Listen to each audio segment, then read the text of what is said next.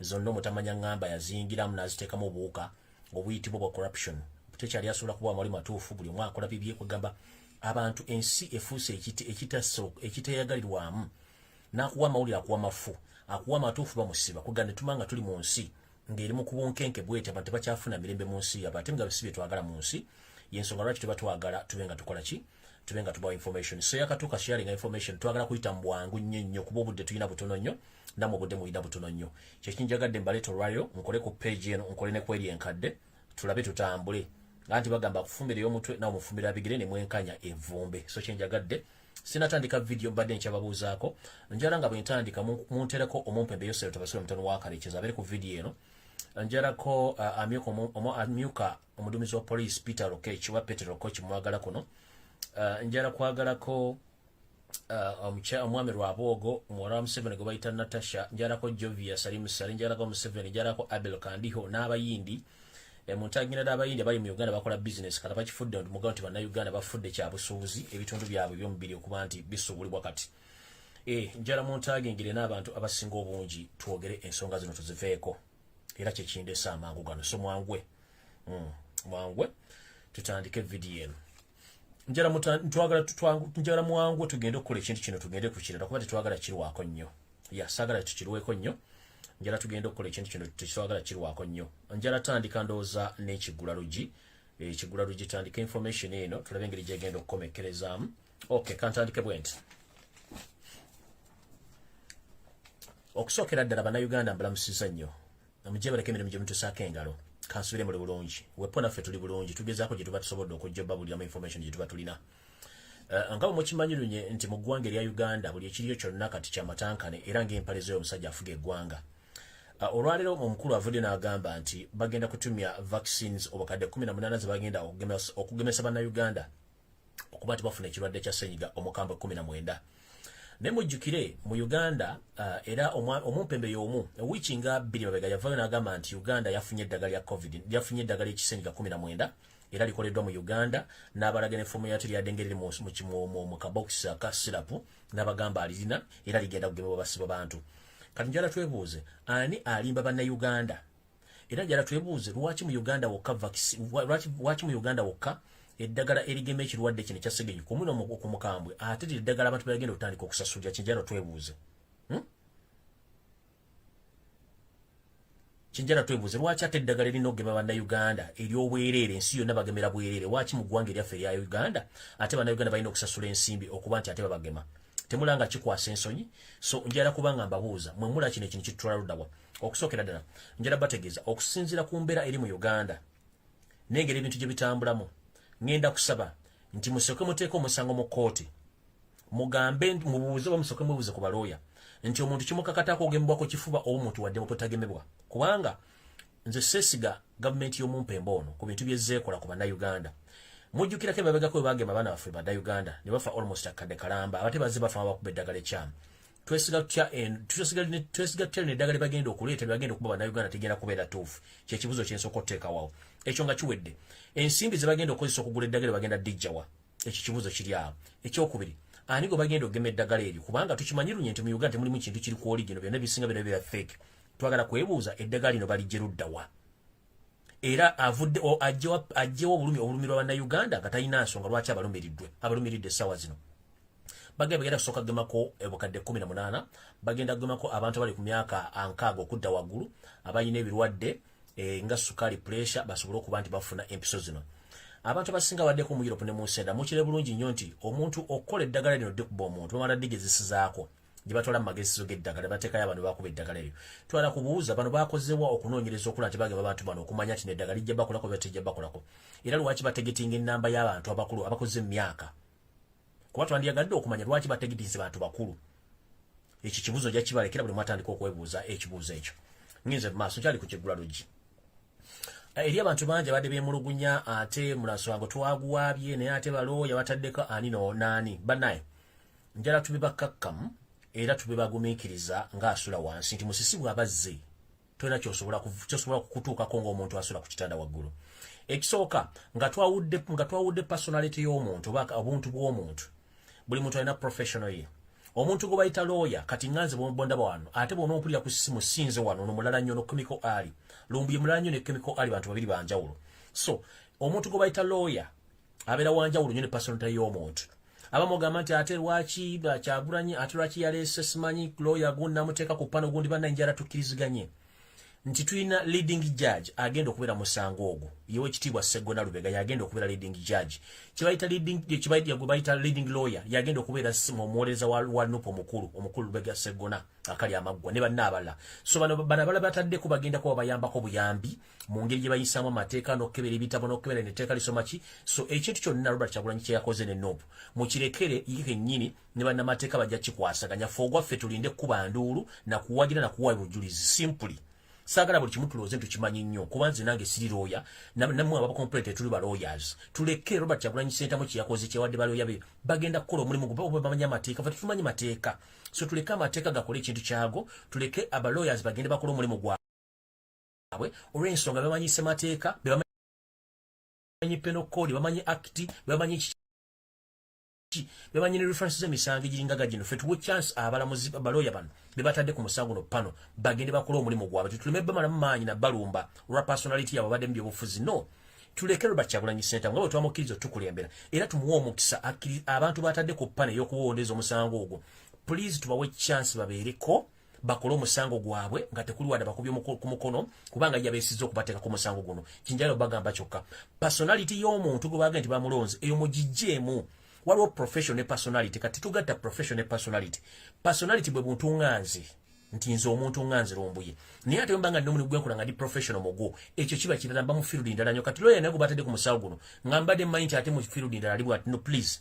amateeka ganjawulo nnyo ku ndowooza yaffe ya bulijjo tuleke professional y'omuntu ekole kyerina okukola so njala tusabe abantu mwenna complaining about baloya batadde ku musawo gwa nope please tuleke professional ey'aba lawyers ekole ekyo eyabatadde ku pane eyo abeesiga bulungi abamanyi kuba balungi mu mateeka ekyo tukireke tetukirwako ngenda basaba buwombeefu kubanze nange sina complaininga sina kola kubanga mmanyi buli field ebeeramu kafulu waayo baloye bakafulu misango egyo tubaleke balina kye bagenda okukola fe buli kimu tukireke nga bwekikola nga bwe kiri ekyo nakyo mbadde njala nkibasabe ekyabaloyaza bagenze musango gwa nopo nakyo kibalekere bakole ekintu kyabwe temufaayo baani agulimu oba ani agulimu as long as leading lawyer oba lawyer waffe omukulu musango guno yowekitiibwa Lwaki Sseggona tumuleke akola omulimu gwe so ndowooza ngenze ku nsonga endala ensonga endala bya kiwamba bantu ekiyitiridde mu ggwanga Uganda okusingira ddala mu kitundu ekya ssemakati wa Uganda kye bayita Buganda region bannange nfunye information endaga nti ekiwamba baana kisusse obungi kati bakyawamba nti bawamba gya bufuzi nedda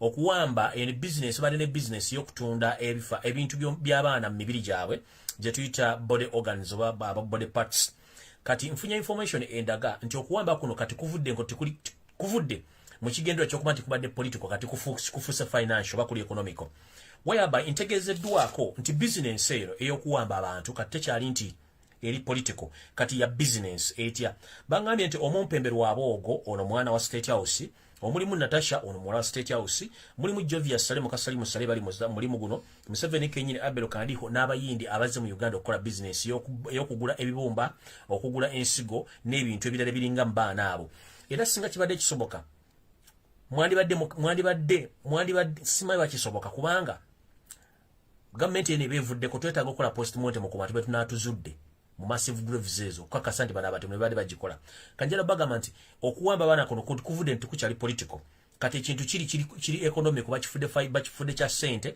olw'ensonga nti abaana baffe bakwata ne babasalamu ebintu eby'omunda ne babitunda mu babiguza abayindi era abayindi mu ggwanga mwe bali abajja okukola bizinensi ezo balina ne fridge nga basuubula ebyennyanja abasuubula ebitundu eby'abaana baffe mu Uganda ne babitwala omulimu guno ogukuliddwa Lwabwogo Natasha Jovia Salim Sale Museveni Abel Kandiho n'abayindi abayingidde mu ggwanga kubanga jjukira India yensi mu nsi muno ekyasinze okuba nti erina amalwaliro amangi era gye bakolera surgeries gye bakolera nezo transplant mu nsi yonna so India era abayindi nga mumanyi ne business zaabwe bamu kuba leadinze mu business eyo eyokuba nti balidinze mu kujja mu Uganda okugula body parts z'abantu ba body organs z'abantu naddala abana banna Uganda batandise zisalamu so yensonga lwaki mbagambye ekintu kino so kati njala genda ku nsonga endala kuba tuli ku kigula lugye video tennaba ngenze ku nsonga y'okugula amasomero omumpembe Yosef Tabasiro mutano wa Kaleekezi ne gavumenti yo muleke kusiriwaza banna Uganda nti mugenda kugulawo masomero bwembanga all along mbali mugati mu Uganda mulimu ekirwadde kya ssenyiga 19 kiche kibaguza amasomero lwalero kye kibuze kisooka mubanga abagamba nti mulangidde ekirwadde kikola ki tekiriyo mu nsi ezisinga obungi wali ekirwadde kina amasomero gaggalawo completely business ezisinga obungi zaggalawo amabala gaggalawo ebiro mwenge byaggalawo kimu kyaggalawo kati gwe kye kikutanudde okugulawo amasomero 1 njala tumanyi Museveni Uganda ekola bubi mu byensimbi kuba teyina sente abantu baavu nnyo ne government jafu teyina sente whereby Museveni essaawa zino okugula amasomero ku Bugudde University nga tebana facility bande zibagenda kukozesa kiba kitegeeza otadde okujja nga mwagala kukwata abaana baffe mutali kubookira mu masomero kimwagala tugamba nga mwagala kozinga catastrophe naye kitali ekyo bwabanga ekirwadde kikyaliwo kye kibaguziza amasomero abaana ebasoma bagenda kufuna emirimu era the end of the day bamala okusoma basiba ku street balina emirimu gye bakola lwaki muforcing embeera n'okugula amasomero nga mugigulamu gati waliyo bulwadde okujja nga mufulinga bufulinzizimu gati waliyo teri bulwadde kyetwagala bagamba amasomero gemugulawo essaawa zino abaana bonna abazadde bali waka bamaze omwaka mulamba tebakola kati bagenda kusasuza school fees ki amasomero school fees zaabu zakawerege whereby nti kati omwana asookerwako wasomera alina okuba nga asasula million plus mu kaseera kano musedde kikuweza osanga alina million gyagenda okuweereramu abaana osanga omuzadde nga alina family y'abaana 5 bonna basoma kyokka nga omulimu gwakola ogunoonyerezako tosobola gutegeera naye nga naye akulaga akola mu bulamu bwabeera kubanga obulamu bwazaala mu Uganda. Life in Uganda is gambling. If you're not good at gambling, you can't manage life. You understand? So you're finding a family having 5 kids, all they're supposed to go back to school, but you've asked the parents or their parents their occupation. Even the parent can't tell you that where I'm working here, but I'm working somewhere. He can't or she can't tell you. But she can manage to take care of that family financially. So that's life in Uganda. Life in Uganda is gambling. So if we are in such a situation whereby now the government is going to open schools, the same time government said that there is COVID-19 in Uganda, it's like who is fooling who? So you said tabasira mtano wakali is like fooling abantu. Boba ugati mu Uganda tunemo kirwadde kya COVID wachugula amasomero. Wano Uganda ekola bi economical abantu balina sente. Business zibadde wansi. Abantu bali mukoba wambo gula amasomero kujja nga mwagala kutola bana afimba tola mu kintu ekitamanyi. So kino kintu gula amazo mu visiting. If possible nga manyi ekirwadde kyekiri abaana ne basoma tebagenda funa mirimu abaana begwenka basigale waka mwanti kati mufa kugula business samwe kikulu kyemulira so si kuyamba gwanga okujja nga mulangidde nti ekirwadde tekiriyo kubanga biba bife byafuuka bya kibbi ekyo nkimaze ngize ku kirala tuli ku kigula lujja mu nsonga yemu eyokuwamba abantu ngenda kusaba bamemba parliament bonna abalondeddwa abanop mpuli naka video kenda bibirayo ku mukutu okwa social media nga abazadde family emu mu bitundu by'ekyotera ewali muganda ffe Geoffrey Rutaya bali mu kwemulugunya abaana babe baabula ne siyo yokka family nyingi nnyo naye kino njala kitwala nga kirijja sigenda kukisirikira Geoffrey Rutaya yekka naye Geoffrey Rutaya mbadde nkusabanga member parliament mulonde ogende otuke mu family n'obuwombeefu oyogereko n'abazadde b'abaana abo batubulira abaana be baba bwambaddi okolo okunonyeza mu kikoche Twitter profiling mutunonyeze mu kitundu ky'okiikira abantu bameka babuziddwawo family kubakuwe details kino kigende eri buli member parliament wanop Chairman RC5, Chairman RC3, bakansala zimwenna. Please mutandiko tukolera profiling. Tuagala profiling ezo mu kitundu woli bantu bameka bakabula. Mwine bifananyo yabwe, contact details. Mwatwagala tukufaringe ebintu bino tutwaye mu koti y'ensi yonna. By June twagala Museveni atubulire enamba y'abantu abakakwatibwa abasukka mutwalo bali luddawa. So nsaba MPs ba RC3 ba RC5 mwenna abalondeddwa leba councillors mutandiko profilinga ku buli kyalo bantu bameka babuziddwawo. Ebifananyi byabwe contact address ebyo bakwata ko bya details mu profiling mu zitole ku kitebe kya Nupo mwezi Robert Kyagulanyi Center mu twagala tandika kola kitita profiling tukoye ettemu lya Museveni yatiramu abantu abaza bakola business ekyo sigenda kirwako okukusaba kwange eri ba Nupo member of parliament wona banada ba chairman RC5 ba chairman RC3 ba councillors mwenna please mutandika kola kitita profiling mu profiling abantu bano twagala kumanya abantu bafema makaba akafa era namba kibali mbungi ki kubanga twagala kumanya abantu bano baba wambaluddawa so mukulu Geoffrey Rutaya gwe particular njala kusaba ogende ku family gye tulabinga bali mukaba nga baga mu mwana abaana be babula babatwala abebyo kwenda babatwala twagala kulamba Geoffrey Rutaya mukulu twalo vunanyizibwa ngo mukulembeze yalondeddwa ali mu government y'amazima n'obwenkanya yalondeddwa ogenda otandika okukola Twitter profiling mu constituency yo bantu bameka bawambibwa bakyaliyo mu makomera battibwa tumanye kye twagala okukola naye nga buli muntu kati abuze twetaaga okuba mukola kyetuyita profiling tumala okufuna ensonga zino wammanga ensonga sigenda girwako olunaku lw'enkya olunaku lwakusatu ennaku z'omwezi genda kubeera 3 omwezi ogwa January omwaka 2020 olunaku lw'enkya waliyo okulonda ebifo ebisinga obungi mu ggwanga ebitalondebwa bupo n'ebyo ebirina okulondebwa omukulembeze wa February Kyagulanyi Ssentamu atugambye nti enkya tukeere nnyo tugende tulonde tujjuze era tulonde ebifo byonna ebitajjula mu bungi nnyo wosanga akabonero akamanvuuli woolonda so bwe tumala okulonda nye enkola bweri nti tudde waka oluvannyuma tudde ku ssaawa 10 ng'obululu butandise okubalibwa tumala okubalibwa omuntu tumanya awangudde ne tudde waka tukyalina programu yaffe ey'okuba tugenda tandika kye tuyita sit home strike tugenda gitandika bwe tumala okulonda olunaku lw'enkya mujje mu bungi buli mwagenda alonde bwe tumala okulonda olunaku lw'enkya tulina kye tutandika okugamba tugenda tule waka tuleme kugenda kugula maduuka na kugula business just lunaku lumu lwankya mugende mulonde ng'omukulembeze wabagambye buli wali ambulera mulonde kyonna ekifo obagenda obbaga nti wano mulonde ambulera mpaka last bwe tumala okulonda lwenkya nga tutegedde abawangudde then tutandike sit down strike kati mu sit down strike njala tegeeza omumpembe Lokech Petero njala muntagingira Deputy Inspector General Police omwami Peter Lokech wano nina message ye Peter Lokech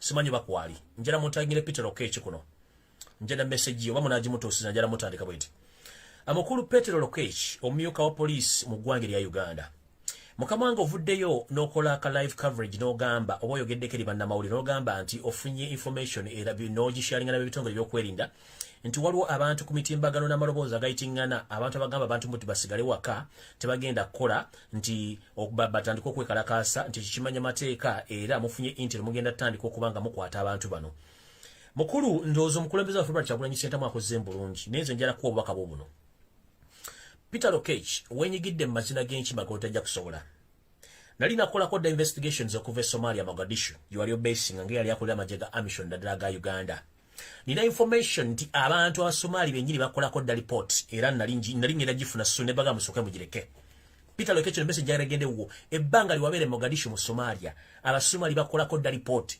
gwelinde bagenda okutwala mu International Criminal Court nga government ya Uganda siye bana siba kututi just abasomali mu business zobadde odiringa okutunda ammunitions buba Al-Shabaab 1 mubadde muwambanga abantu abasomali ne mbatulugunya ekyo 2 3 mbadde mutundanga emmere y'abasirikale 4 gwomu ku bantu benyigira mu kubanga omusala gw'abaana bonna bali Somalia bana Uganda bali bafiira mu ntalo 3 mubadde musindikanga ennamba eri fake ewaka nga basa abaana bafa basukka mu 10 ne buli reporting abaana 20 oba 30 Lokech gye misango gikulinze abasomali bakolako dda profile mukudiringa mu kutunda ammunitions okutunda obuwunga okuwamba abasomali n'okwenyigira mu bikolwa ebyokutemula abantu Peter Lokech wayingira amazina g'enkima nga togamanyi bwaba akuleta mu police in fact na information ekwatako mu bitundu by'awo gy'ozaalibwa olina omuntu guwatta gumutukwataga naye mu ndowooza Peter Lokech criminal records zo zitandise okuvaayo nakugamba toyingira mazina g'enkima gano ngoloozo onsaaga I told you sometime back information ejja kuvaayo nfunye information mu bitundu gy'osibuka olina omuntu gw'omwati mukkanya naye mu ndowooza ez'ebyobufuzi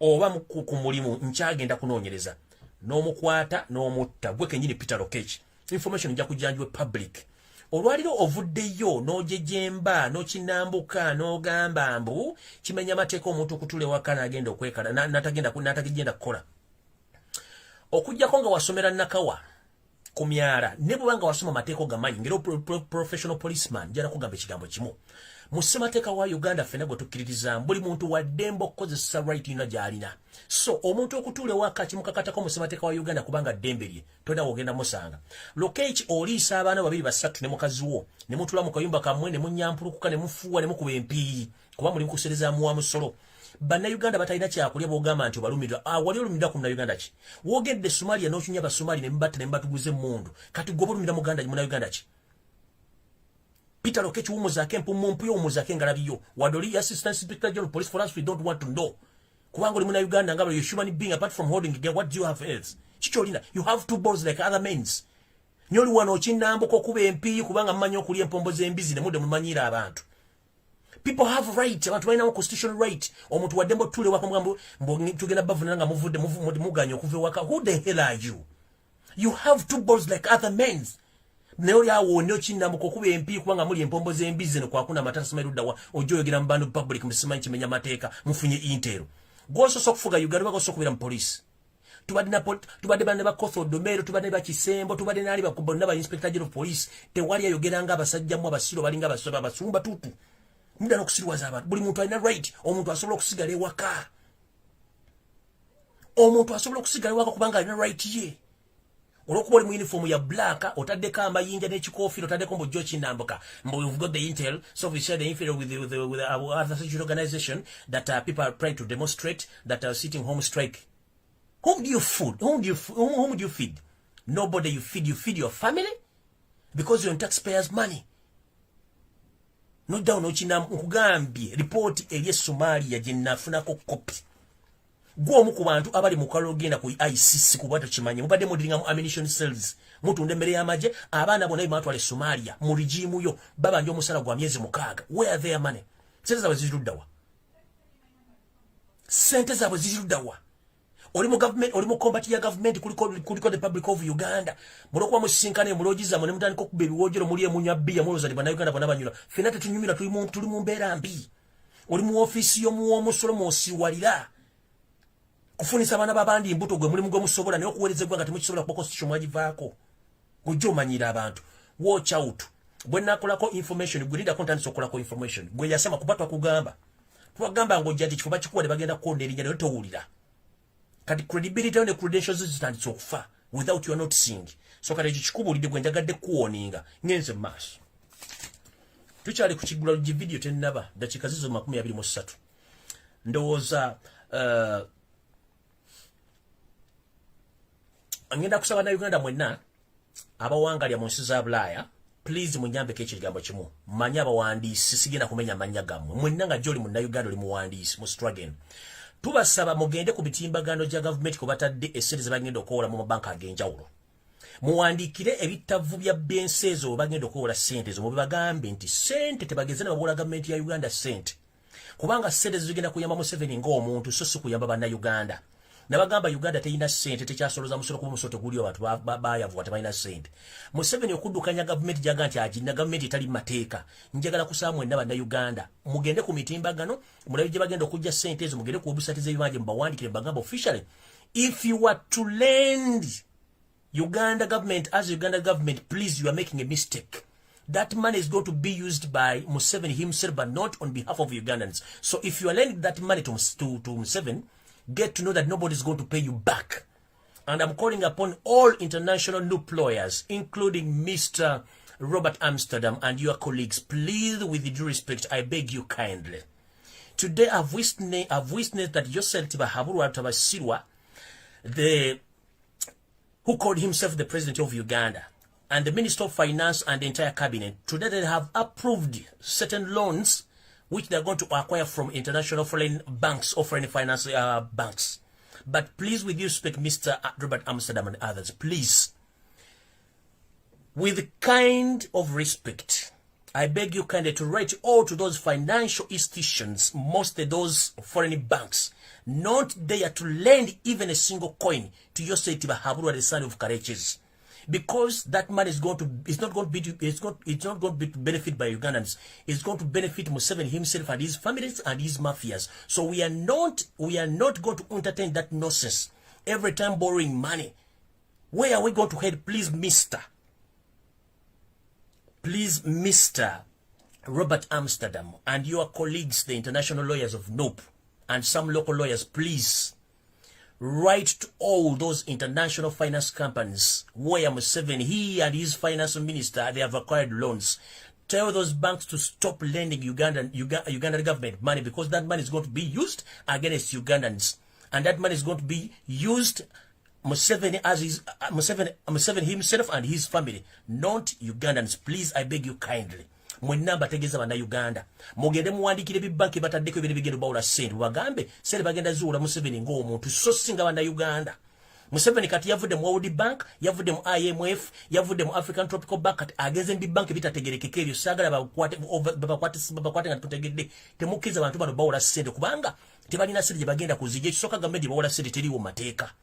Ekyokubiri sente zino bazeewula zigenda kubeera nga ziri misused. Kati okuwala ekintu kino please mugambe abantu bano baleme kubawa sente zino kubanga zigenda kuba zitufuukira ekizibu weya bayinza okweniga apo ng'eggwanga tulivuddemu nga banka ziritudde. Era ngenda kusaba president wa Robert Kyagulanyi Ssentamu ne baloya bo please muwandikire ku banka zino zonna gyose tabasula mutamu wakazi bagenzeemu okunoonya okwewala sente zino muziwandikire muzigambe they shouldn't make any mistake of lending Uganda money. Because this money is not going to benefit Ugandans. The money is going to be used by the first family and their mafias, including the Minister of Finance and his colleagues. So, please, our next president, our 10th president, Mr. Bachagula, please, with due respect, I ask you kindly, please, with all your lawyers and you yourself, please write all those financial institutions. They should stop lending money to Yosef Tibahabulwa, the son of Karekes. Because we are tired of these thieves. They just care about themselves. They don't care about Ugandans. Echonchimazi. Ngenze maso. Ekirala, information eddala etambula eraga nti ebitongole by'ebyokwerinda mu Uganda okusinga amagye, poliisi, ISO, CMY bali mu kutambula buli district okuva lwataddeyo omusango mu kkooti okuwabira omumpembe Yosef Tibahabulwa wa Karekezi. Bali mu kunoonya abaana ba NOP bonna abalinga ba polling agents aba NOP batandise okubakwata okubasaba kyetuyita DRC forms ezibasigala nazo sinakindi okubaleetera duplicate okuba nti babasayiningisako emikono egitategereka n'abamu bakwatiddwa ne bakubba emigo mizibu nnyo countrywide. Kati kino njala kubuuza Mr. Yosef Tibahabulwa, the son of Karekezi and chairman of the commission, Mr. If you declared Yosef Tibahabulwa as the winner of 2021 elections, why do you still looking for those NOP agents countrywide? You arrest them, you torture them, and you force them to sign on other non-fake DRC forms so you can present those fake DRC forms in the courts of law. Why? If you think that it's you, the one who won those elections, why do you fight at last? Stay where you are. The truth is, you know where to get those votes. Simply, stay calm, let us meet in the courts of law. You will explain, plus Biabakama.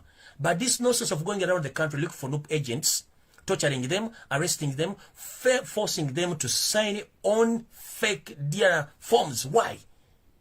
Bobo wangula. Simply, relax. Sarapulesa teka mo sukali. Nyone kachayo ntuganti wa wangula. Wacha tu. Bobo wangula. Wacha tu kuli fujjo. News of mass. Mukulu Yosef Tibahabulwa mutano wa Karekezi business ey'okutunda ebibumba amawoowolo obutaago n'ensigo z'abaana wepona emitima nga mwagitaddemu n'abayindi business eno ebuuminza olw'okuba nti abaana baffe mbakutte mwagala bamala mu nnyumba. Naye tukitegeddeko lunye nti Museveni olunaku lw'ejjo wasinkanye omumpembe Abel Kandiho n'ombuuza ekibuuzo kino. In the meeting you had yesterday, Mr. Yosef Tibahabulwa, the son of, you asked Abel Kandiho that Abel, how many cockroaches have you so far killed, you yourself, in the meeting yesterday you had with Abel Kandiho? You asked him that how many cockroaches and maggots have you so far killed? In the reply, Abel Kandiho told you or informed you that I've killed many as I can. That is the answer which Abel Kandiho replied to you. So, Mr. Museveni, I think killing is a game, you know, than any other thing in this world. You know, killing. So, today I'm going to expose you to the fullest. Video again at Tandika within a few seconds. Museveni, I'm going to expose you to the fullest within a few minutes from now. Please don't delete my videos and tag Museveni and his entire first family. Yesterday you had a meeting with Abel Kandiho. You asked him that Abel Kandiho, how many cockroaches have you killed? Abel replied to you that I've killed many as possible. That is the reply from Abel Kandiho. So the assassin, or the assassin, the official assassin of all Ugandans right now is Abel Kandiho. It's no longer political kidnap. No. It's now an economical kidnap whereby they kidnap Ugandans and they take them to unknown destinations and they remove their body organs, which are sold on black market worldwide. That's now the business. No longer political matters. It is an economical matter whereby the state operatives, including even the first family, now they have used this opportunity of pandagari, which means the pandagari, it's a word in Swahili, which means board, but pandagari means board a car or board a lorry by force. It's a term which is used some back in the past regimes. It was called pandagari in Swahili. In English means that board, any vehicle which is there by force. You don't decide on yourself, they just force you to board.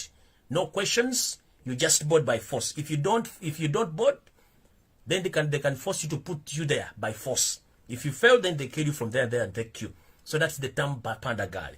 As we speak right now, pandagari is in several areas in Kampala whereby our brothers and sisters are kidnapped during day and night. They are taken to unknown destination, but now it's not all about politics or political kidnap. It's now economical kidnap, whereby our brothers and sisters are kidnapped and taken to unknown destinations. When they reach there,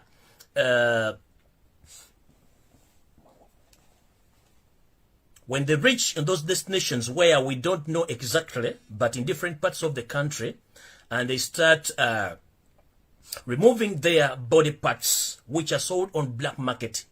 And those dealers right now are stationed in Uganda. Those are the Indians who sees now it's an opportunity to do business of body organs in Uganda as we speak right now. So, eyo nga nvuddeyo kati akatambi katandise bulungi nnyo. Njagala muntagingire yose tabasira mutano wa Kalekyezi, muntagingire Katikkiro wa Buganda Charles Peter Mayiga, muntagingire n'abalala. Video etandise kati kavudde ku kwanjula katandise. Ntandise bwenti. Olunaku lwajjo bwe nabadde nkola video nabagambye ngenda kunoonyereza omuntu ki eyali emabega w'okuleeta system gye bayita yawula mu bantu abafuge. Era muntu ki eyaviirako okwawukana kwa wakati wa bannayuganda, okwawukana mu mawanga, ng'ate abaateekawo eggwanga Uganda baliteekawo nga bannayuganda ffenna tulina okwegatta mu kintu kyekimu. Ne nteekayo endowooza yange ne nsaba abantu abansinga ku myaka, wakati w'emyaka 6 ku 7 ku 8, bampe endowooza yange. Oba ne mbalekera ekibuuzo nti endowooza yange ntuufu oba nkyamu. Naye mbadde ndyawo ne nfuna abantu ba mirundi egisukka mu 10 nga bampa endowooza y'emu. Ne baŋŋamba nti teweemenya mukulu. Endowooza yo ntuufu nnyo, emirundi bufukunya nti ntya. Ne bambuulira ensonga zino wammanga ze ngenda obbannyonnyola, naye temutya, musigale nga muli bagumu. Ne wano we njagala muntagingire mumpembe Kaloli Charles Peter Mayiga Wasaanya. Muntagingire buli muntu yenna ayitibwa munnayuganda yenna nga sigenda kwawulamu. Mwogera ttya abasajja bano, biki baakola naki engeri gye baakikolamu. Gwoyinza okubeera eyo ng'oli musajja munyankole, wemanyi nti oli munyankole nga tolina buvuna buddo bukulaga nti osala ensalo n'oddako ebbali eri. Ng'oli munyankole. Weewonye lwaki mugamba nti mwafuna enjawukana n'amawanga amala kubanga bano abasajja babeerimbikamu. Gwe weewunya lwaki omutolo n'omunyolo tebakolagana. Weewunye lwaki omusongola n'omuntu w'ekintu ekiri awo tebakwatagana.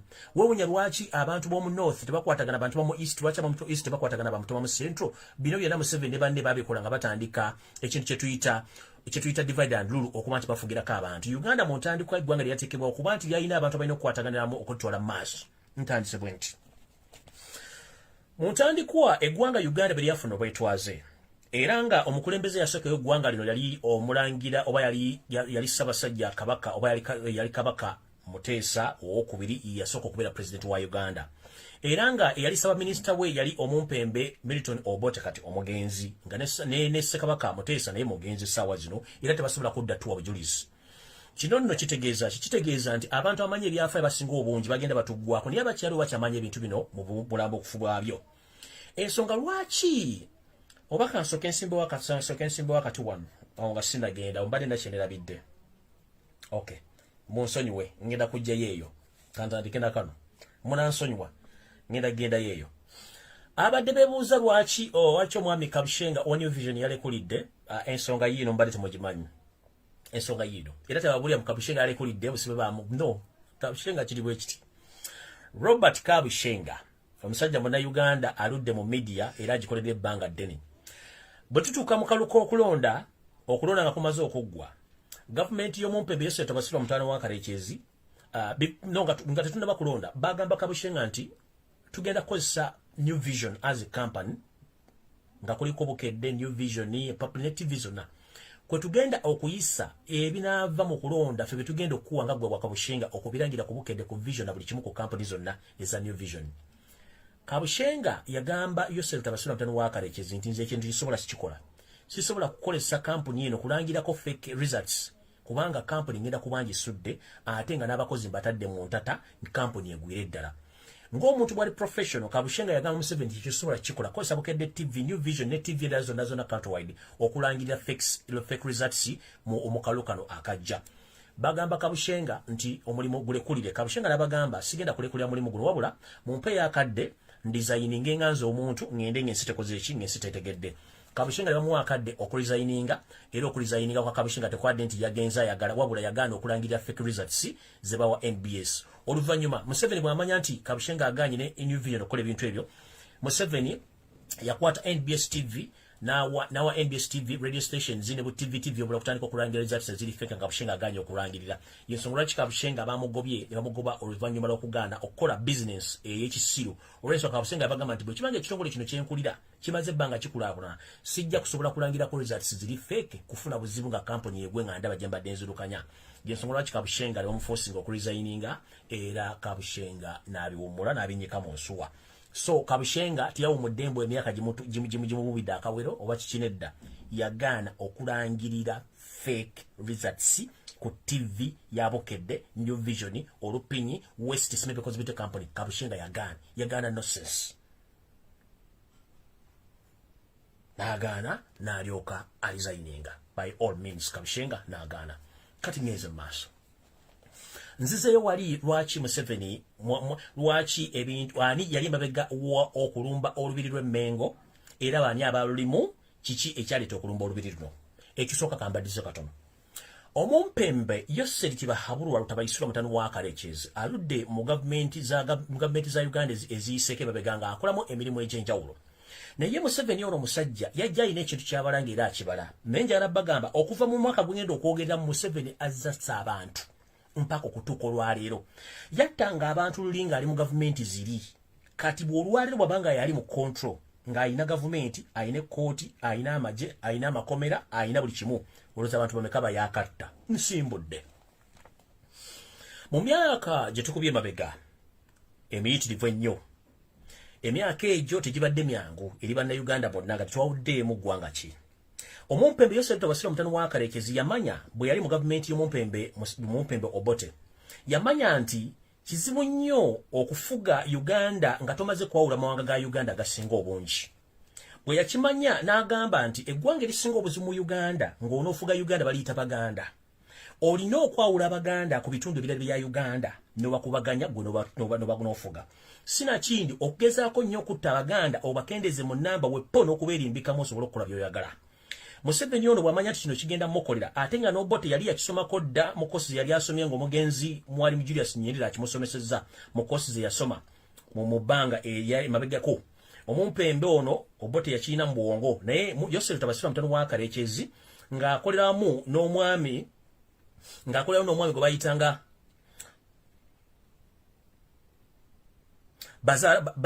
Bazara Busa omwami ono be baali mu mabega okukola ekintu kino kati njala kibanyonyola bulungi mu kitegere bulungi nti mu myaka egyo Obote oyo ng'agenda okulumba olubiri Yoseri Bahabulwa mutanu wa Kalekezi ye yali emabega njala kibugamba officially Obote Museveni ye yali emabega w'okuleeta plan ez'okulumba olubiri lw'Emmengo mu Bulange okulumba Obuganda n'okubusaanyaawo n'okuwangangusa Ssaabasajja Kabaka Muteesa owookubiri n'agenda n'akisiza omukono e Bungereza. Saagala Muganda ddeyo weekubye emizimu egitali jjajjawo ng'oga nti Obote oba abantu b'omu Northern batta Ssaabasajja Kabaka. No. The mission was influenced and well planned by Yoseri Bahabulwa, the son of Kalekezi, according to my research and the information which I've gathered. So, njagala muzibula amaaso. Muga kanule. Museveni yechi yasinga okumansiringa bakita divide and rule. Njagala bagamba olwali mu kijje kunze. Museveni yali emabega. Owoolukwe olwalumba olubiri lw'Emmengo mwaka gwa 1995 amaze okuwa Obote amagezi. N'amugamba omanye Obote nti okufuga Uganda kati kiri kiti kambagere olukero lweruti. Mu myaka egyo Museveni yali akola mu State House ng'Obote ye president. Nenga waliwo omwamba Bazara Busa omwami ono yali nga representative wa Uganda mu kibuga mu ggwanga erya Bungereza oba yali nga bw'ekisula bwe tuyita ambassador. Museveni yali mukwano nnyo gwa Bazara Busa mu Uganda olw'okuba nti yali akolera Bungereza. Omwami ono Bazara Busa musajja mutooro era nga musajja mutooro enzwala y'ettolo gye yava naye nga yali abeera yali abeera mu Uganda yali muzaala ya Uganda musajja mutooro naye nga yali abeera mu ggwanga lya Bungereza nga gy'asinga okusiisira. Omwami ono yali tayagala naye nga tayagala Baganda ne gujja bagira. Museveni yakwata omwami ono gwe bayita Bazara Busa wepo ne yekenyini Museveni ne bakwatagana n'omuntu omulago ngendo banyumiza wano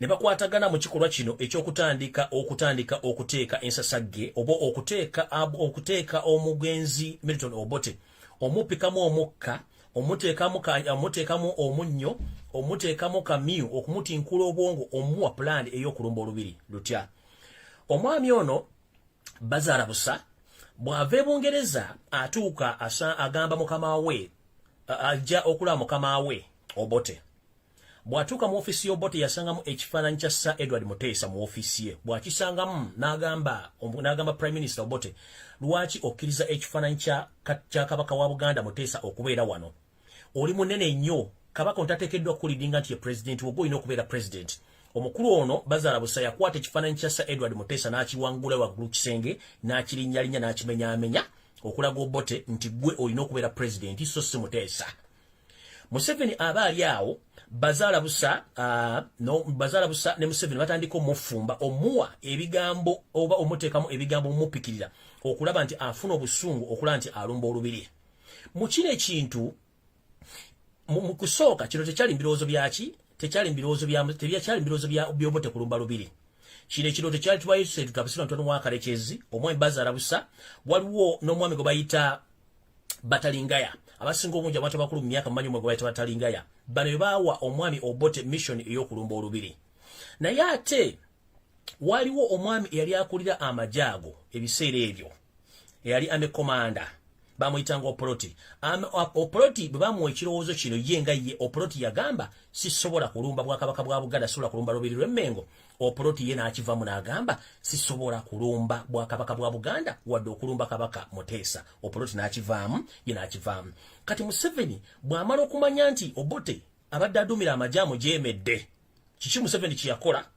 Batalingaya Bazaala Busa Wepo ne Museveni kiki baakola n'Obote mu biseera ebyo Bazaala Busa bye bw'atuuka ew'Obote n'amugamba ssebo ekintu kyekugambye okiwulidde oli musajja munene nnyo okusinga ono gw'oyita pulezidenti w'okabaka wa Buganda kyekiseera tugende tulumbe olubiri lw'Emmengo tumukubiremu tumuggyemu osobole okufuna obukulembeze ekintu kino kyapulanigiwa Museveni Bazaala Busa Batalingaya ne batuuka okutandika okukola omupango guno ogwatuuka okuleeta Obote okukola ki okulumba olubiri kati olw'okuba nti omwami ono Oproti yagaana okulumba olubiri ng'eyali ame komanda mu biseera ebyo Museveni n'Obote baasala bakozese omuntu eyali ku ddaala erya wansi eyali omumalirivu mu biseera ebyo yali omugenzi Idi Amin Dada yali Idi Amin Dada ye ne bamukozesa ogenda okulumba olubiri olwo wamala okulumba olubiri olwo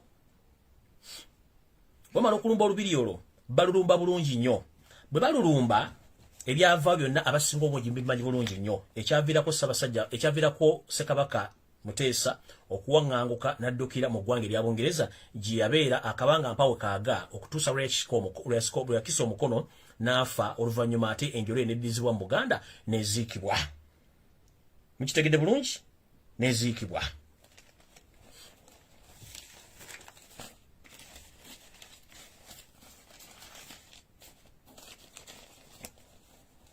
bw'oba oli munyampi kuno vaako kuno sikulagana banyampi bw'oba oli munyampi kuno vaako genda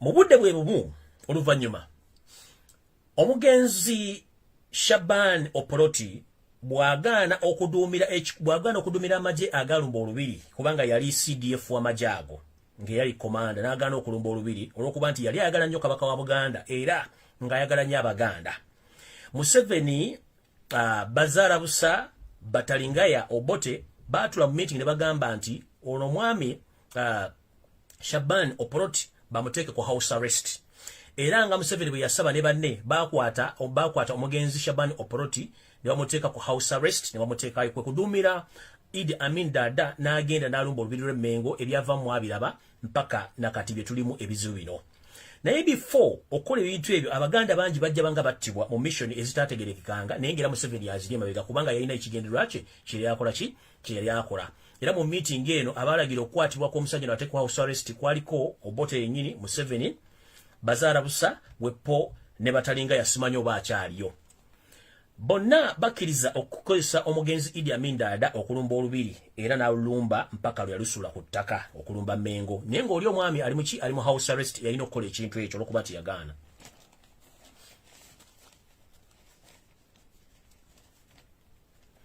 Bano bagamba omumpembe Obote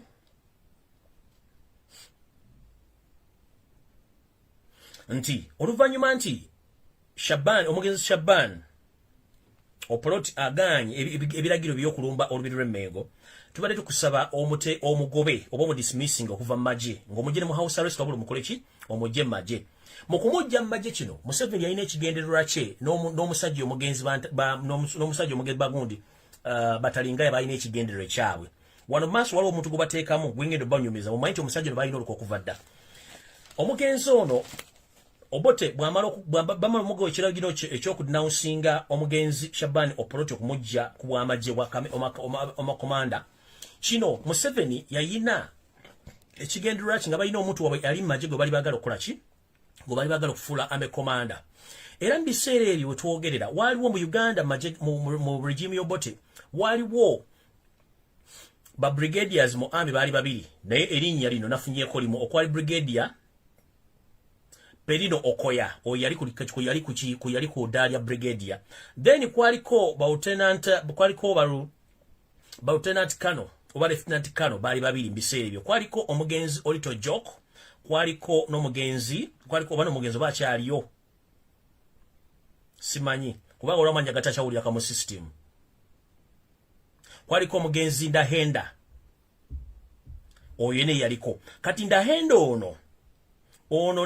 ono Herere ono musajja yali munyarwanda naye nga ali mu gavumenti ya Museveni, be bali ku ddala erya Lieutenant Kano, ge bantu babiri.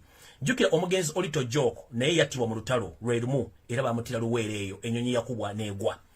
So kati abantu bano ababiri bwe bamala okuba nga baliwo, jjukira Obote ebiseera bye takyalina muntu ajjumira magye. Kati Museveni n'amanya nti Obote yayina omuntu owa choice ye gwe yali ayagala gwe bafuula amekomanda. Kati bana babiri okuli Museveni ne Bazaara Busa ne munne Batalingaya bo baayagala Obote ateeke apromotinge omunyalwanda waabwe oyo gwe mbagambye Ndaherera okubanga yagenda okuduumira amagye, ng'olwo Museveni alina kyabazze ne Batalingaya okuba nti ono yabaduumira amagye, omuntu waabwe gwe baali baplantinze gwe baali balina nga ye ng'omukulembeze Obote ye mu biseera ebyo yalina omuduumizi we gwali ayagala abeere omuduumizi w'amagye. Owulira? Obote bwabanga yalina omuduumizi w'amagye gwe ayagala, Museveni kye yakola mukimanyi wano wetulaga. Museveni kye baakola bapulaninga n'oyo eyali Batalingaya ne bapulaninga okwasasinatinga choice y'Obote eyalina okuduumira eyalina okufuuka omuduumizi w'amagye. Era omusajja bamusanga mu bitundu by'omu mambuka ga Uganda bamuttirayo. Obote n'abanga takyalina ki? Obote n'abanga takyalina choice. Bwe bamala okutta omusajja oyo Obote gwe yalinako choice okumufuula amekomanda, Obote teyalina choice okuba nti bali batandise omuyingira munda nga bano abasajja balina ebigendera byabwe. Oluvannyuma Museveni bamala okukola enteekateeka yaabwe y'okutta omwami oyo. Waliwo omwami omu eyali omuwagize ennyo ow'amaanyi ow'ekibiina kya UPC bamuyita Abasi Balinda, yali asibuka Kampala eyo. Abasi Balinda yajja ne yeegatta ku kibinja kino kya Museveni, Batalingaya n'oli munnamagye Ndahenda ne batandika okukola olukwesese lw'okutandika okuba nti bazoganya okuba nti bafuna kye baagala. Mukitegeera bulungi? Naye mu mbeera y'embwe baakola ebintu bino.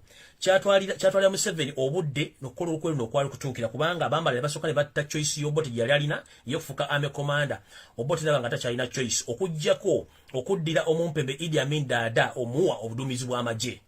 Era Amini bw'aba Obote obuduumizi bw'amagye ng'ajjukira ono Museveni Batalingaya n'ono munnaabwe yali magye Ndaherera baali balina ebitabo basomye nga Amini yali tasomyeko bitabo wadde n'ekimu. Kino kyanyiiza Museveni okuba nti Amini omuntu atasoma baamu okudumira amagye ogenda okulumba olubiri libamale bamufula ame komanda kinono kyanyiza Museveni natandika okulaba bubi omugenzi Idi Amin Dada era okuva ku olwo yempalana n'obukyali bwalina ku Idi Amin Dada.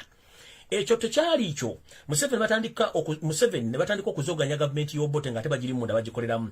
Kino tekyalwa n'omumpembe Idi Amin Dada n'amala n'awamba Obote n'atwala obuyinza. Amini bwamala okuwamba Obote ate kano kaali kasamba tuko. Museveni n'adduka n'adda Tanzania egye baavanga mu kibiina kye baakolanga ekyaba Foronasa okujjanga okulumba gavumenti okulumba eggwanga lya Uganda okuttanga abantu naye nga main target yabwe kuva dda okutta kwali kwa Baganda mainly. Museveni kigendwa kyali kyakutta Baganda era babatta. Kati omwami ono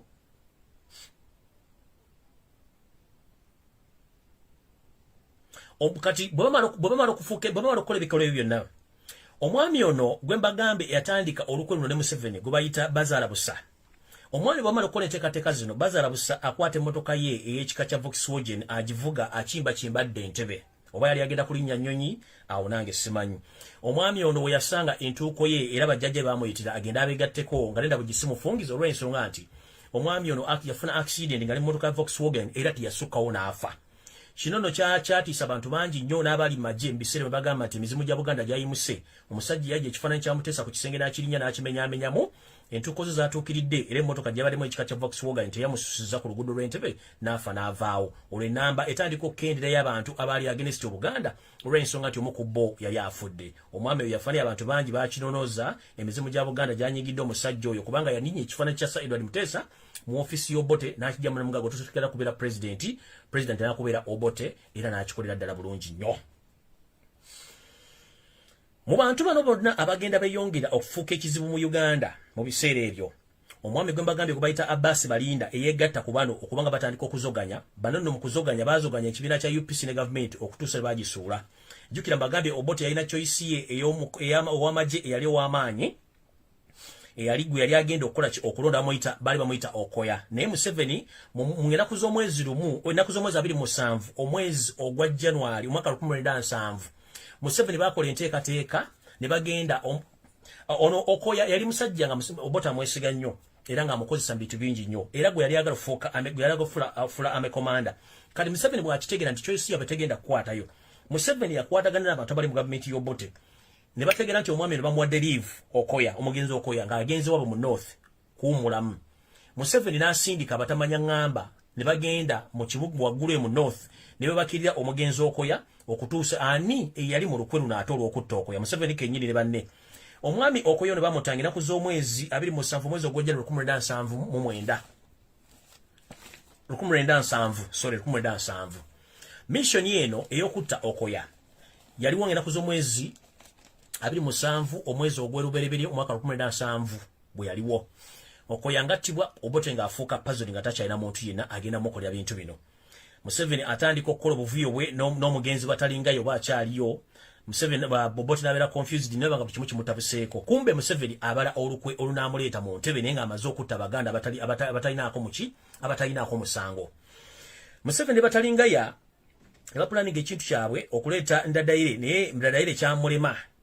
Hirere ne kimulema kubanga Obote yalina choice mu biseera ebyo. Kati ngenze mu maaso. Mission ey'okutta omugenzi Okoya yali mwani. Museveni yagiridinga batalingaya naye weewuunye baakozesa ani okutta omugenzi Okoya. Mu system divide and rule baakozesa omugenzi guweddeko. Omusajja Omuganda tuludde emyaka gwe baakozesa okutta. Oguweddeko gwe bakozesa okutta omugenzi Okoya. Museveni alyoka ayiseewo ddiruzi zonna n'atandika n'okuba nti bagenda otandika okuzoganya omukulembeze yamala okuwamba Idi Amin Dada mpaka nakati olwaleero kyatukola nti yajja akola ebintu bino. Naye muntu gwe mulina okwebaza wadde temwamulabako nange saamulabako ye mugenzi gwe bayita Shaban Oporoti nti ye yagaana okulumba Obuganda n'okulumba olubiri lw'Emmengo okutandika okulumba Emmengo n'okugivoola n'okutta Ssaabasajja Kabaka eyali mu biseera ebyo omugenzi oba kati gwe twandiyise nti Ssekabaka Muteesa owookubiri. Ebyo byonna ng'ali mabega waabyo ye Yosente Basirwa mutano wa Kalekyezi. So temuddamu kwebuuza baani abali mabega w'olukwe olw'okulumba olubiri. Ye Mumpembe Yoseri Tibahabula Otabasirwa mutabani wa Kalekyezi. Awulidde ebigambo bino bitwali nti bikulu. Omusajja gwe tuzannyisa yennyini yakola ebikolwa bino byonna bimula Pandagaali era babiri myaka gy'Obote myaka gya Miri babiri byonna bino Pandagaali gano si mawulire mapya biba bikoze. Ensonga jembaga nti lwaki Museveni teyagala Amini lw'ensonga nti Amini kyali musajja muyigirize nga bano balina choice yaabwe y'abantu abayigiriza bali maje ne Amini ne bamulonda okuba nti era adomera amaje kitegeeza nti bo baali baagala Museveni baali baagala Obote promoting omuntu waabwe Obote ne kimulemerera kwe promotinga Idi Amin Dada n'abaana amwafuulira Museveni atandika okuwalana omugenzi Idi Amin Dada olw'okuba nti teyalina buyigirize ate nga yali atutte obuduumizi bw'amaje n'amala n'akola ki n'amwefuulira. So nno kino kituzaawa nti bannayuganda mwenna buli omu ali eyo njagala mukimanye okutta abantu Museveni tatandise leero. Okutta abantu kubaddewo back way mu myaka gy'enkaaga plus nga Museveni yali mu kintu kino manju bagenda babala ekintu kino. Ekintu kya kidnapping Pandagaali okutta abantu ola Museveni yattanga abantu ng'akyali mu gavumenti nga talina kyali. Naye ate kati bw'abanga yali mu gavumenti yalina ssente yalina buli kimu nga ye mateeka ye buki agenda kutta abantu bameka. Kuba okutta it's not your problem okutta. So buli muntu aliyo ng'obadde omanyi nti simanyi Obote yalumba Obuganda n'alumba olubiri n'alukuba. Obote yalumba Obuganda olw'okuba nti bamuteeka Museveni batalingaya n'omwami gwe bazaala busa omusajja omutoolo be bateeka influence eyawa obutwa obw'ebigambo n'okuteeka omunnyo mu mugenzi Milton Obote okulumba olubiri lw'Emmengo okutuuka na katulwale Buganda we buli. Mission ya Museveni esooka akimanye lunye nti Omuganda bw'obanga tosse Muganda tosobola kufuga Uganda. Olina okukinya Omuganda politically, economically, physically, religiously, olina okubakinya okufuga eggwanga eyo. Era gy'ala bagamba there is a cripple nkiddamu ekigambo kiri cripple genocide which is taking place in Uganda right now as we speak. Mr. Yoseri Tibahaburwa, the son of late Kareches, please stop the mission of the genocide mostly targeting the Baganda youth. You've been doing it all along since 1960s. You've been murdering, assassinating Baganda mostly. And as we speak right now, if we check in all books of political history in Uganda, the most targeted figures or political figures in Uganda, mostly the Baganda. Because you had an hidden agenda with your entire colleagues to cleanse Baganda. So please, Yoseri Bahaburwa, stop your creepy genocide against the tribe called Baganda in Uganda, including other tribes in Uganda. We know that you are good in the system of divide and rule. If you don't divide people, you can't rule them. Divided, you lose. United, you can't rule them. So that's why for you, keep ever dividing people so that for you can rule them. But please, mister, the mission of cleansing or the creepy genocide against the Baganda youth and the Baganda political figures in Uganda must stop with immediate effect. This is not just a joking subject. Please, people, wake up before it's too late. There is a creepy genocide taking place in Uganda, mostly against the Baganda tribe in Uganda. People are buried in massive graves in different parts of, even in Uganda. All those mass graves are found in Uganda in different parts. These people, they grabbed land where even they take those bodies and they bury them in mass graves. They use the deserted forest to bury those people. Most of the Baganda.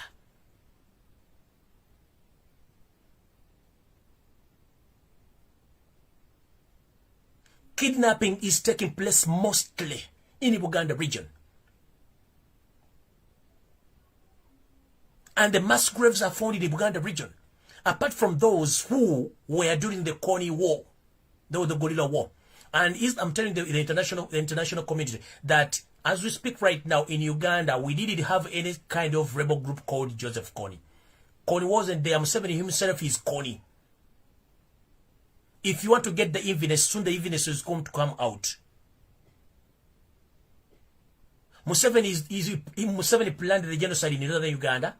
He planned the genocide in the central region of Uganda, that is Uganda, and that genocide is still continuing. Museveni stopped the creepy genocide against Baganda. Stop the genocide against Ugandans. If you're Ugandan, why do you kill your fellow Ugandans? You've been in power for 35 years. What reason can you give to people that each and every political disagreement ends up in losing lives, please, mister, please stop. This is nonsense. All political arguments, they end on the round table by discussing issues and we agree, but not assassinating or killing people. You must stop your nonsense. The creepy genocide which is taking place in Uganda must stop, but mostly targeting Uganda youth who are kidnapped on daily basis, day and night. They've been picked by these vehicles called drone, the mode of kind of Matatu. There is a mode of vehicles called Matatu, but they are nicknamed drones. Those vehicles picking our fellow comrades from their respected homes and taken to unknown destinations. These people are killed and are buried in massive graves in the Uganda region. Museveni, you must stop this nonsense of killing Uganda and the other Ugandans, different parts of Uganda. This must stop. Political differences are solved on table, on mutual understanding, not assassinating or killing. This genocide must stop. Museveni, stop genocide in Uganda. Mostly you are targeting Uganda. Since way back in 1960s, you were behind the attack of Lumbuye Palace. It's you, Batalingaya, Bazara Busa, the former UK convoy on Museveni in Obote's regime, who sat and organized the attack on Mengo Palace. It's you influenced Obote to attack Mengo Palace. And some information which I had late after this video, I was informed that after the attack of that parish, Museveni, you yourself, you went there to observe and to see and to inspect the damages which were caused by the Obote's regime. And it's you who influenced that attack. What about a man like you?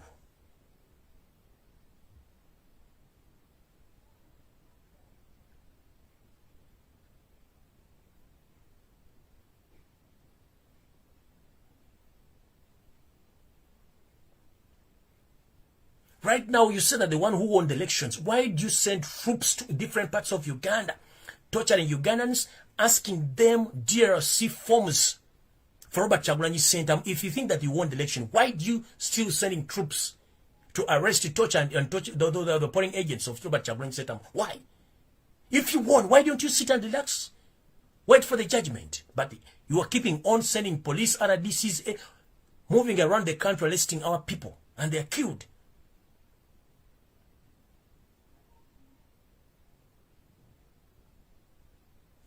Museveni, stop the creepy genocide against Uganda. Museveni, stop the creepy genocide against Ugandans. Because you found us united, but for you, due to your influence, you influenced the late Obote to attack the Mengo Palace in 1966, which led to the death of the number of Uganda. And even our leader, the late Sir Edward Mutesa, flew the country until when he got refugee in UK, where also you influenced Obote and his assassin. You sent some agents to UK and you finished the late Sir Edward Mutesa with poison. That's why ever you come on the media and say, those who think that they have Uganda, that I'll crush them. But that statement is going to be used against you. That video is still there on social media.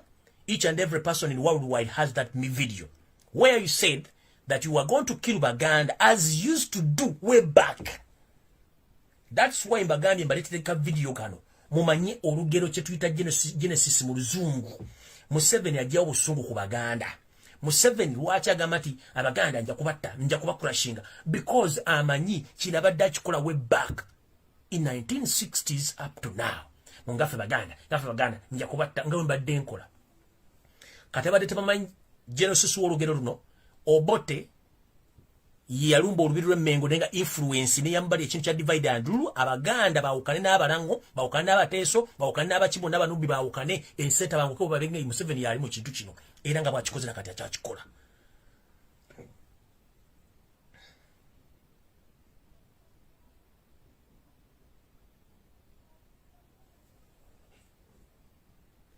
eno video ya lero njagadde gikola okubasomera ka Genesis kano okudda ku video wa Museveni bwaga nti I'll crush Baganda mpenga Baganda nja kubamalawo ngabe mbadde nkola way back kat if you hear that word way back now nkuletedde Genesis w'olugero lwa videos ebbiri muzikwate bulungi muzimu mulire video eno lwaliro mugicomparing no video biri Museveni bwaga nti Abaganda nja kubatta nga bwe nabattanga I'll crush Baganda mpenga Baganda.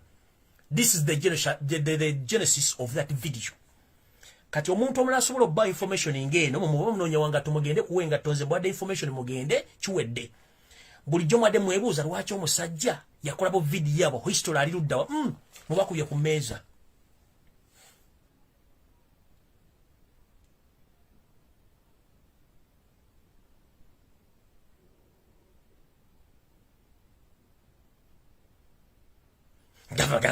Baganda, nja kubatta. I'll crush you as I used to crush you way back. That means this man had an Asian agenda way back. Pointing and targeting Baganda mostly, no other tribes in Uganda. You can't hear in any part of Uganda people dying like they are dying in Uganda.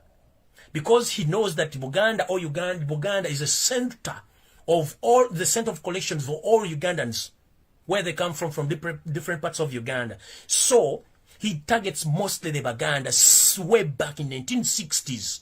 That's why I gave you the reference of the story according to the two videos which himself Museveni recorded. Or he was caught ready-handed stating that he's going to kill Baganda as he used to do some time back. So the genesis is here of those videos. So whoever need more evidence about this, don't blame the northerners that the one who influenced Obote to attack Mengo Parishot attack Baganda. It was Museveni, Batalingaya, Bazarabusa, and the others who first led Obote to attack Mengo because they had their agenda which is taking place right now. Museveni stop the creepy genocide of the Baganda in Uganda and stop the creepy genocide against Ugandans. Because we have tried since 1960s, you've been killing Ugandans. Up now, you're still killing you for what use?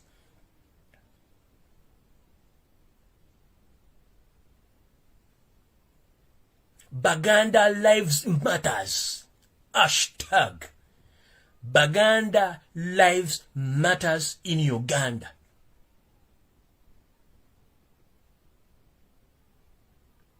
Ugandans matters live in Uganda.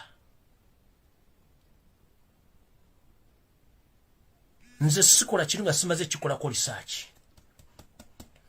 Video bili Museveni ze yogera muzirina. Nja kurashinga Abaganda nga bwe nabakurashinga all our way back. History mbabuulidde. Olugero lwaje luvudde okutuuka olwaleero.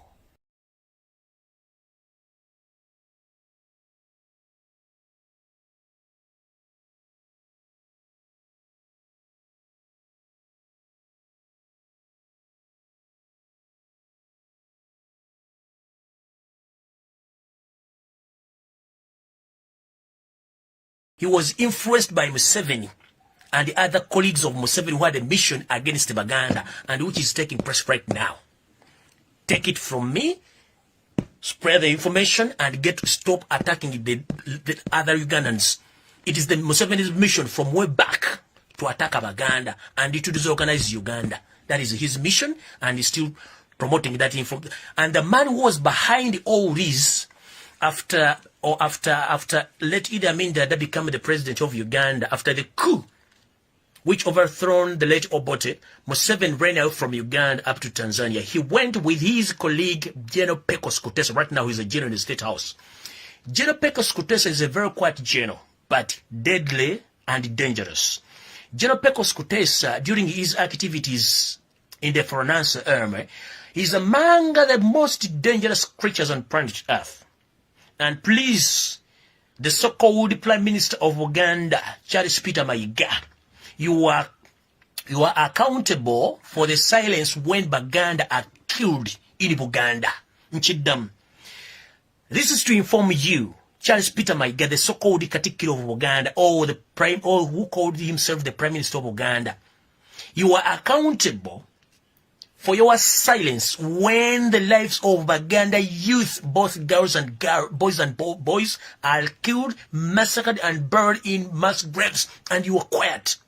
And this is to inform you that I know that you ever visiting State House, dealing with yourself, Tabasura, son of courageous, but that man and General Pecos Kutesa, they are the one who were behind the assassination of your elder sister, who was lecturing, or she was a professor at Makerere Main University. So it was General Pecos Kutesa and Museveni and their colleagues who assassinated your elder sister, Professor Nanziri. I don't know whether she was a lecturer or she was what I don't know what she was doing at Makerere, but she was a professor. But Pecos Kutesa, Yosef Tabasura, the son of courageous, those two people, they know, because they are the one behind the assassination of your sister. And these days now you are moving and you're working with Museveni, but you don't know who are there. Who are they? And you are silent. Abana Baganda babata from Monday up to Friday. Baba zika mass graves or cities. Ogeza okugula simanyo gudobi bank byo kutunda mataka Buganda. Your brain is settled in selling land, houses. Abana bane bagenda kubira mu nju ezo. Ettaka lya Buganda litundiddwa. Muliguza abasajja banyampi. Buganda teyetaga kati bintu byankulu akona yeta kusevinga bulambu Baganda. Buganda abana Baganda betaga change, bana Uganda betaga change. Osirise okujja kuzunga no pale bono bujja kati bongo gera mu State House kudinga nze ndewunya musajja gwe simana kinyirowoza gyotegeera. Omusajja natasistanga omukulu nensigala nga mukolera.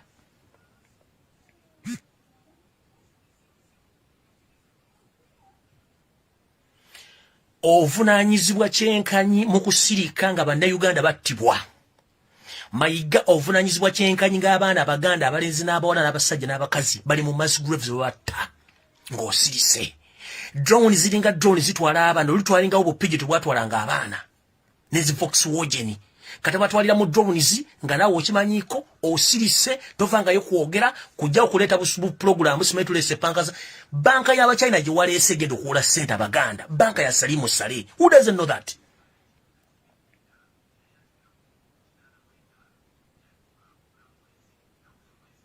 Mayiga banka gye waleese y'Abachina ndi mwakoze partnership okutunda amayumba n'ettaka mu Buganda.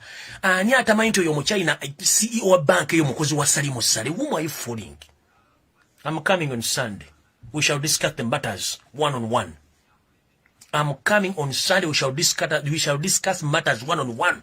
My guy, stop fooling Baganda. Stop fooling Ugandans. You know it very well that Chinese woman, the CEO of that bank you came with in Mengo to associate with, that bank, the CEO is unemployed, is an employee of Salimu Sale.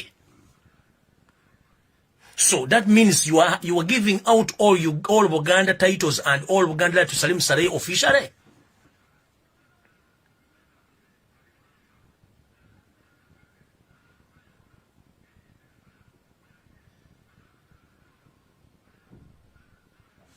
Bane mukaba bakumira takumira mpera tusinkane ngera kumula mu Krencha olwokusatu n'olwokuna. We meet on Friday nga mazo gathering information endala okujja lwe kinandeta speed naye okay.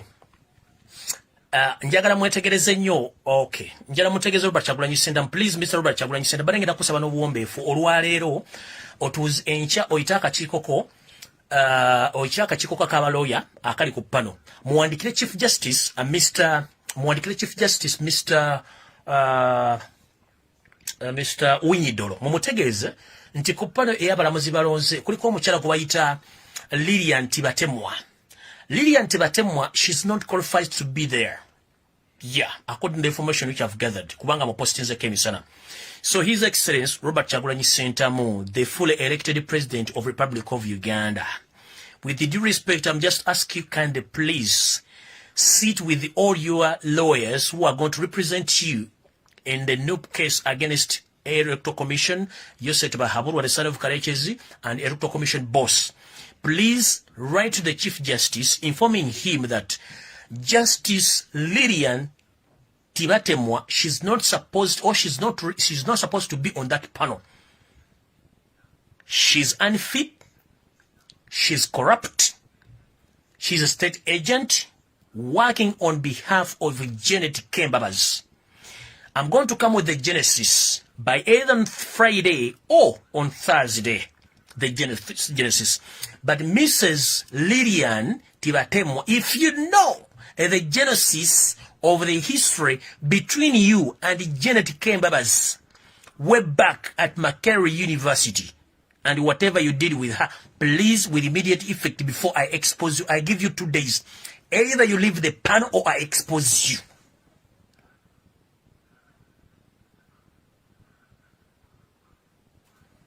Kanjagala mukasalemu.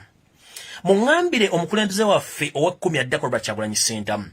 Ayite baloya bonna okulumeda Lubega Sseggona n'abala 50 bawandikire Chief Justice omwami Winnie Dolo bamugambe tufunye okwemulugunya nti omukyala gwe Italian tibatemwa atudde kakiika akabalamuza bagenda okusala omusango ogwo nti tali fit public emwemulugunyamu.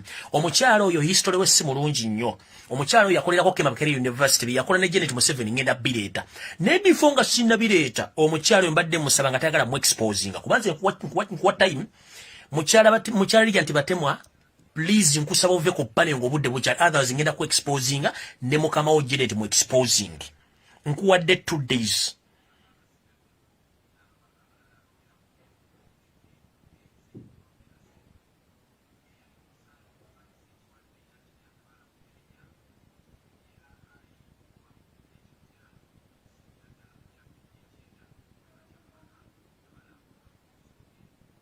Okay.